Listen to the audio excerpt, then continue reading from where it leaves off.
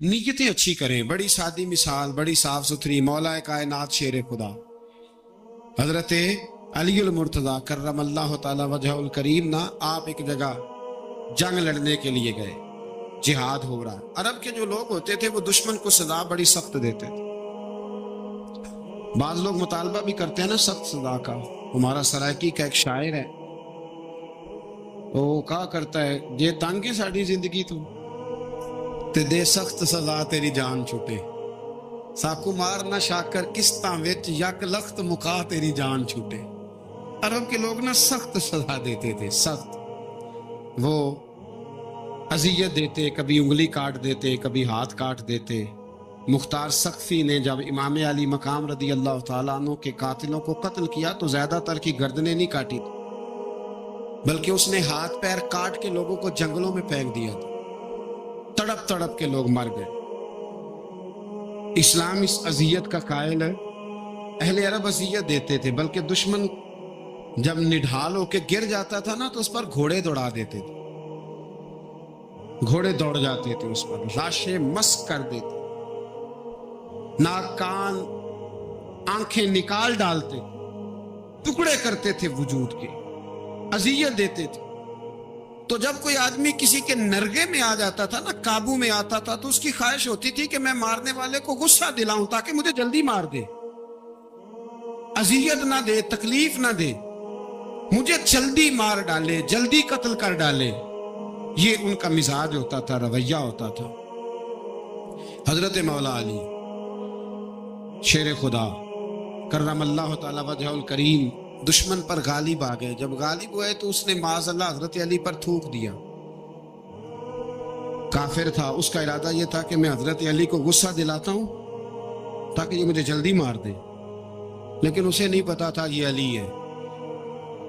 उसे नहीं खबर थी कि ये जो खमीर है ना, इनकी तरबियत मदीने वाले महबूब ने फरमाई है। यहां जो चमक दमक है उसका रंग सारी दुनिया से निराला है, अनोखा है, शानदार है, वजादार है, कमाल है। कहा हजरत अली पर माज़अल्लाह मैं ये काम करता हूं ताकि वो जल्दी कत्ल कर देंगे, लेकिन जब उसने मौला अली की तरफ ये नाजेबा हरकत की तो हजरत अली ना तलवार छोड़ के पीछे हट गए। तवज्जो करना, रिजल्ट देखना। मौला अली पीछे हट गए और फरमाने लगे, जा तू आजाद है। वो कहने लगा, मैं आजाद हूं, किस तरह, कैसे? तो हजरत अली फरमाने लगे, मेरा तेरा जाती झगड़ा तो कोई नहीं ना, न तूने मेरी जमीन पे कब्जा किया, ना मेरा माल लूटा, ना मेरी इज्जत पर हाथ डाला। मेरा तेरा झगड़ा अल्लाह की रिजा के लिए, खालिस इसलिए कि तू अल्लाह की नाफरमानी कर रहा, खालिसतन इसलिए तेरा और मेरा ये झगड़ा है। बाकी जहां तक ताल्लुक इस बात का है कि अब तूने मेरी जात शामिल कर दी, अब तूने मुझे तकलीफ दे दी, अब तूने मुझे अजियत में मुब्तला कर दिया। तो हजरत मौला अली शेर खुदा फरमाने लगे, अब जात आ गई है मेरी बीच में, अब मेरी जात बीच में आ गई है। अब अगर मैं तुझे कत्ल करूंगा तो लगेगा मैंने अपने जाती गुस्से में कत्ल किया। लिहाजा अब मामला ये है कि मैं तुझे आजाद करता हूं, अब तू छुट्टी कर सकता है, जा सकता है, दोबारा कभी मेरे हाथ आएगी तो देखी जाएगी। मौला कायनात ने उसे छोड़ दिया, लेकिन वो हजरत अली का गुलाम बन गया।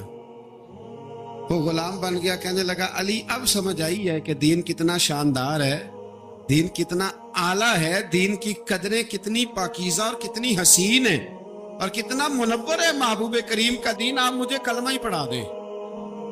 गोया जो बंदा तलवार से फतह ना हो सका वो मौला अली के खुलूस से फतह हो गया। हजरत अली के खुलूस से, लिल्लाहियत से, अल्लाह के साथ जो उनका रिश्ता था, उस रिश्ते की बरकत से वो आदमी फतह हो गया। मेरे भाई, हमारे मामलात के अंदर लिल्लाहियत खत्म होती जा रही, खुलूस नहीं रहा। करामतें हैं, कहानियां हैं, दास्तानें हैं, इल्जामात हैं, झूठ है, फरेब है, फ्रॉड है, बड़ा कुछ है। अगर नहीं है तो खुलूस नहीं है। अगर नहीं है तो हमारा अल्लाह और उसके रसूल के साथ रिजा वाला मामला नहीं है। किसी चीज को उसकी हकीकत की बजाय हम तसव्वुरात की दुनिया में जाके, ख्यालात, तोहम्मात और अफवाहों की दुनिया में जाके उसको कबूल करते हैं। याद रखो, जिन लोगों की जिंदगियां अल्लाह की रिजा के लिए थी वो लोग बड़े अच्छे थे, بڑے خوش بخت تھے، بڑے خوش نصیب تھے، انہیں بدر کے میدان میں گردنیں کٹانے میں بھی بڑا ہی مزہ آیا تھا انہیں. آپ دیکھیں نا، احد کے میدان میں جانے دینے میں بھی انہیں بڑا مزہ آیا. جب آدمی میں خلوص ہوتا ہے تو اس کے لیے جان قربان کرنا بھی آسان ہو جاتا ہے، لیکن جب خلوص نہیں ہوتا پھر گفتگو ہوتی ہے، پھر باتیں ہوتی ہیں، پھر داستانیں ہوتی ہیں، پھر کہانیاں ہوتی ہیں، پھر لب و لہجہ ہوتا ہے، پھر منصوبہ سازی ہوتی ہے، پھر ہیلے بہانے، پھر سگرے کبرے جوڑ کے لوگ کہانیاں اور داستانیں بناتے ہیں. خلوص اور للہیت کے ساتھ اللہ کی بارگاہ میں جھکیں. عبادتوں کا، ریاضتوں کا، تلاوتوں کا جتنا اللہ ہمیں موقع دیتا ہے اس میں خلوص شامل کرنے کی کوشش کریں، للہیت شامل کرنے کی کوشش کریں، اللہ کی رضا شامل کرنے کی کوشش کریں. میرے نبی رحمت صلی اللہ تعالی علیہ وسلم نا حضرت معاذ ابن جبل کو جب یمن کے لیے روانہ کرنے لگے تو رسول پاک علیہ السلام نے بڑی نصیحتیں فرمائیں. ان نصیحتوں میں درد بڑا تھا. کیوں؟ اس لیے کہ حضور نے انہیں بتلایا تھا کہ جب تم واپس آؤ گے تو میری تمہاری ملاقات نہیں ہوگی، تم میری قبر سے گزرو گے. اکھاں جدو میٹیاں زمانہ مینوں روے گا، اپنا تے اپنا بیگانہ مینوں روے گا. جدو نہ میں دسیا میں خاراں نوں میں خانے وچ، جام ٹوٹ جان گے تے میں خانہ مینوں روے گا. کئی لک لک رون گے تے کئی بک بک رون گے. گلیاں دا ایانا تے سیانا مینوں روے گا. اور کیا خوبصورت بات انہوں نے کہی تھی، مجھے بڑی پسند ہے. کہنے لگے بے قدراں کچھ قدر نہ جاتی، او کیتی خوب تسلی ہو. اے دنیا دار پجاری زر دے کتیاں دے گل ٹلی ہو. بک بک روسن اکھیاں تکیو ویکھ حویلی کلی ہو. تے کوچ نصیر اساں جدوں کیتی پھر پہ جانی تھر تھلی ہو. کوچ نصیر اساں جدوں کیتی پھر پہ جانی، پھر کمال ہو جائے گی. بعد مرن دے مکھڑا میرا ہو جاوے جے تازہ، پھر سمجھ لینا محبوب میرے نے آن پڑے ہے جنازہ. حضرت معاذ ابن جبل رضی اللہ تعالیٰ عنہ سے حضور نے فرمایا معاذ جب تم واپس گزرو گے نا تو میری قبر کے پاس سے گزرو گے، ملاقات نہیں ہوگی. تو وہ جو نصیحتیں تھی نا اس موقع پر جب آپ گویا کسی سے آخری ملاقات کر رہے ہوتے، ان نصیحتوں کے اندر جو حسن ہوتا ہے، کمال ہوتا ہے، وہ تو جاتے جاتے کی بات لے سجنا سا توڑ نہیں پائی جان ہی دتی راہ تیرے. وہ جو جاتے جاتے کی گفتگو ہوتی ہے، وہ جو انداز ہوتا ہے، بڑا کمال ہوتا ہے.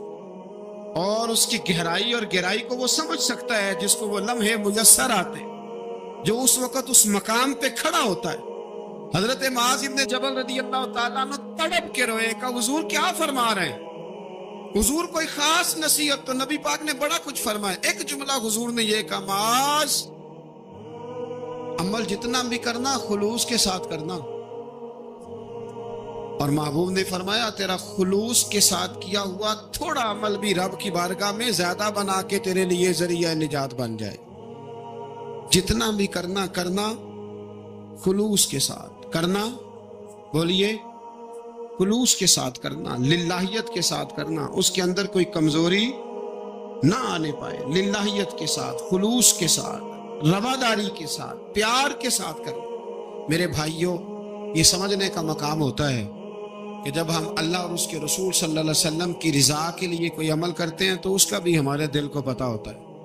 اور جب اندر ریاکاریاں ہوتی ہیں تو ہمارے دل کو اس کا بھی پتہ ہوتا ہے. ہمیں دونوں باتوں کی خبر اب ہمیں خود سوچنا ہے، ہمیں خود فکر کرنی ہے، غور کرنا ہے کہ ہمارا انداز. ایک بزرگ تھے امام غزالی نے لکھا ہے انہوں نے 7 سال پورے